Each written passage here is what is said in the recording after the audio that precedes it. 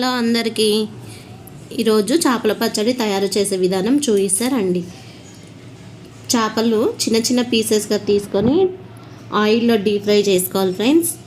ఆయిల్లో deep fry చేసుకున్న తర్వాత అల్లం పేస్ట్, కారము, జీరా పొడి, ఆవాల పొడి, ఉప్పు, పసుపు, మెంతుల పొడి కొద్దిగా వేసుకొని కలపాలండి. అదే ఆయిల్లో చేపలు వేయించుకున్న ఆయిల్లో ఇవన్నీ వేసి కలుపుకోవాలి ఫ్రెండ్స్. మెంతుల పొడి, ధనియా పొడి, కారం పొడి అన్నీ వేసి కలిపి చేప ముక్కల్ని కూడా వేసి కలపాలి ఫ్రెండ్స్. అన్నీ కలిసేటట్టుగా కలిపేసి ఫైనల్గా నిమ్మరసం వేసుకొని కలిపి ఒక డబ్బాలో తీసి పెట్టుకోవాలి ఫ్రెండ్స్.